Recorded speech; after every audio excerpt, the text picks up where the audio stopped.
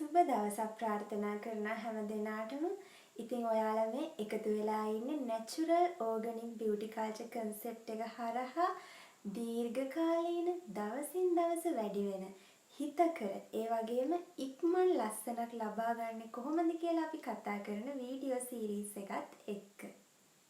ඉතින් මේ natural organic beauty culture concept එක තමයි ලෝකයේ වැඩිම ප්‍රතිශතයක් දෙන අනුගමනය කරන ඒ වගේම ලෝකයේ ඉතාමත් හොඳ cosmetics brand use කරන concept එක වෙන්නේ. මේ natural organic beauty culture concept එකේදී අපි ලබා ගන්න ලස්සනට සීමාවක් නැහැ. මේක ඇත්තටම infinity level එකක තමයි තියෙන්නේ. ඒ කියන්නේ අපිට ලස්සන වෙන්න ඕන කොච්චරක්ද කියන ප්‍රශ්නය විතරයි. මේක කරන්න පුළුවන්ද බැරිද කියලා දෙයක් නැහැ. අපිට අවශ්‍ය ප්‍රමාණයට අපිට ලස්සන වෙන්න මෙතනදී පුළුවන්. අපි කොපමණ දුරකට ලස්සන වෙන්න ඕනේද කියලා ඔයාලට තියෙන ප්‍රශ්නය උඩ අපිට පුළුවන් ඒ අවශ්‍ය තැනට යනකම් දවසින් දවස අපේ ලස්සන වැඩි කරගන්න. ඉතින් අපි කරන මේ ඕනම දෙයක් උපරිමම අන්තයට යන්න නම් මූලිකම තැන ඉඳන් පටන් ගන්න ඕනේනේ. මේකෙදිත් ඒක ඒ විදිහමයි. අපි මූලිකම තැන ඉඳන් අපි මේ ලස්සන වෙන එක ආරම්භ කරන්න ඕන. අපි කලින් වීඩියෝ එකේදී බේසික්ම ස්ටෙප් එක ගැන කතා කරා. කලින් වීඩියෝ එක තාමත් ඔයාලා බැලුවේ නැත්නම් මේ පහළ තියෙන description box එකේ තියෙන link එකෙන් කලින් වීඩියෝ එක බලන්න. මේ වීඩියෝ හරහා මම කතා කරන සියලුම කරුණු ලෝකයේ නියුට්‍රිෂන් සම්බන්ධයෙන් පවතින ප්‍රධානම සංවිධානයන් වන WHO, FAO, WFP සහ UNSCN යන සංවිධානයන්ගේ ප්‍රමිතීන්ට, නිර්දේශිතයන්ට සහ ටියුටෝරියල්ස් වලට අනුව සකස් කරපු කරුණු. ඉතින් අපි දැන් මූලිකම පියවර පටන් අරන් තියෙන්නේ. අද අපි බලමු ඊළඟට අතිශයින්ම වැදගත් පියවර මොකක්ද කියලා. අපේ සිරුර තුල නිපද වෙන, එහෙමත් නැත්නම් විවිධ ආකාර මගින් අපේ සිරුරට එකතු වෙන free radicals. අපි කොහොමද අපේ සිරුරෙන් ඉවත් කරන්නේ කියන එක පිළිබඳව අද අපි බලමු. මේ free radicals කියන්නේ අපේ සිරුරට හරිම හානිදායක දෙයක්. ඉතින් අපි විවිධ ආකාර වලින් අපේ සිරුරට විටමින්, beauty capsules එකක් මගින් විවිධ පෝෂක ලබා දුන්නට අපි බලාපොරොත්තු වෙන ලස්සන, අපි බලාපොරොත්තු වෙන ප්‍රතිඵල ඒ ආකාරයෙන් අපිට ලබා ගන්න බෑ. මොකද ඒකට මේ free radicals වලින් විශාල බාධාවක් ඇති කරනවා. අද මේ වීඩියෝ එකෙන් මම free radicals පිළිබඳව වැඩි විස්තර කතා කරන්න බලාපොරොත්තු වෙන්නේ නැහැ. ඒ වුණාට අපි ඊළඟ වීඩියෝ එකෙන් free radicals කියන්නේ මොනවද? මේ free radicals අපේ සිරුරට එකතු වෙන්නේ කොහොමද? මේ free radicals වලින් අපේ සිරුරේ ඇතිවන හානිය මොන වගේද? ඒ වගේම මේක එකතු වෙන ක්‍රම අපිට වළක්වා ගන්න පුළුවන් කොහොමද කියන එක පිළිබඳව කතා කරමු. අද අපි බලමු මේ free radicals අපේ සිරුරෙන් ඉවත් කරගන්න පුළුවන් බොහොම ලේසි ඒ වගේම ඉතාම සාර්ථක ටිප් එකක් ගැන.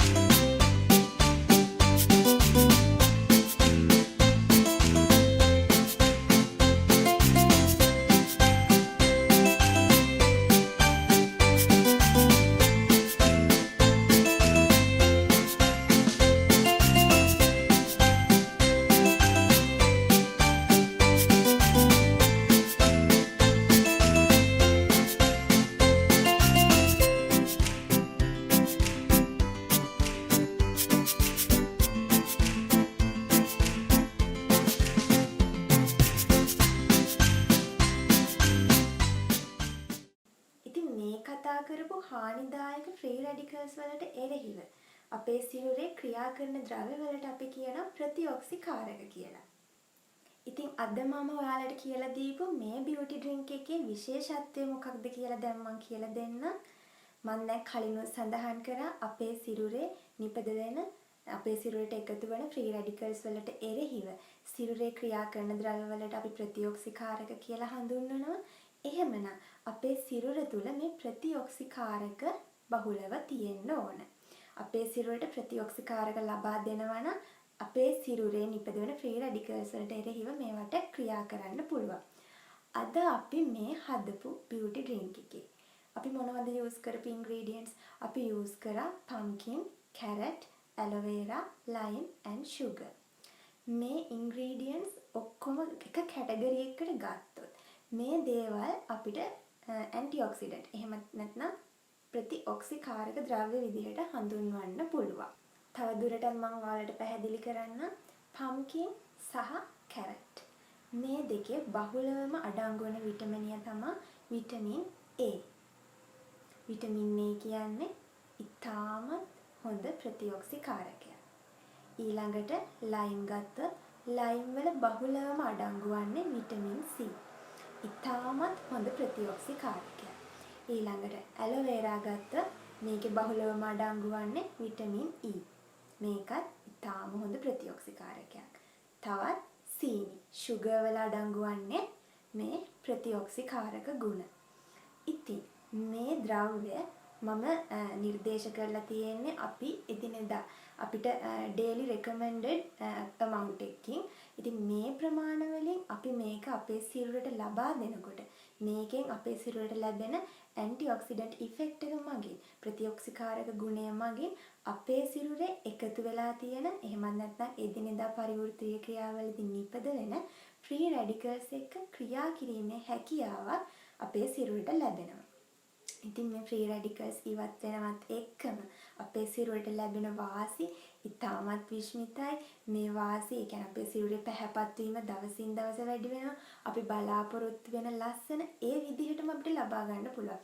අපි පෝෂක භාවිතයෙන් බලාපොරොත්තු වෙන යම්කිසි ලස්සනක් තියනවා නම් ඒක අපි ඒ බලාපොරොත්තු වෙන විදිහටම ඒ ප්‍රතිඵලය හරිම ඵලදායී විදිහට අපිට මෙතනදී ලබා ගන්න මේ ෆ්‍රී රැඩිකල්ස් ඉවත් කිරීමේ ක්‍රියාවලිය මගින් කරගන්න පුළුවන් වෙනවා.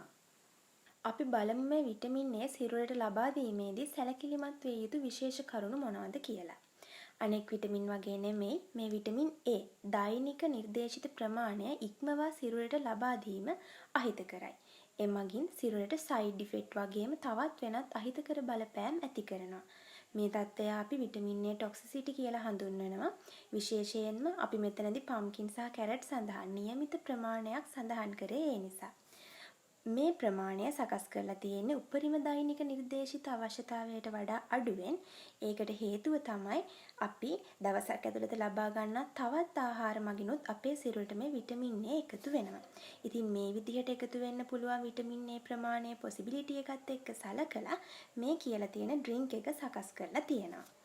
ඊළඟ කරුණ තමයි මේ විටමින් A ගර්භණී මව්වරුන්ට නිර්දේශිත වෛද්‍ය උපදෙස් මත ලබාගත යුතුයි. විටමින් A අධික ලෙස සිරුරට ලබා දීම ගර්භණී මවටත් දරුවාටත් දෙදෙනාටම අහිතකර වෙන්න පුළුවන්. ඉතින් මම හැම වෙලාවෙම විශේෂයෙන්ම මතක් කරන දෙයක් තමයි මේ ලස්සන වෙන එක මූලිකම තැන ඉඳන් අපි පටන් ගන්න ඕන. මූලිකම තැන ඉඳන් පටන් ගත්තොත් විතරයි අපිට දීර්ඝකාලීන ලස්සනක් ලබා ගන්න පුළුවන් වෙන්නේ. ඒ වගේම තමයි මේ concept එක හරහා ඔයාලා යනවනම් ලස්සන වෙන්න ඕන කොච්චරක්ද කියන අවශ්‍යතාවය විතරයි වැදගත් වෙන්නේ. ඔයාලට ඕන උපරිම සීමාව දක්වා ලස්සන වෙන්න පුළුවන්. ඉතින් මේ විදිහට තවත් වැදගත් වීඩියෝ එකක් අරගෙන ඊළඟ වීඩියෝ එකේදී මම එනවා. තාම channel එක subscribe කරලා නැත්නම් අපේ channel එක subscribe කරන්න. ඊළඟ වීඩියෝ එකේදී බලමු මීටත් වඩා ලස්සන වෙන්න අපිට ගන්න පුළුවන් ඊළඟ පියවර මොකක්ද කියන එක.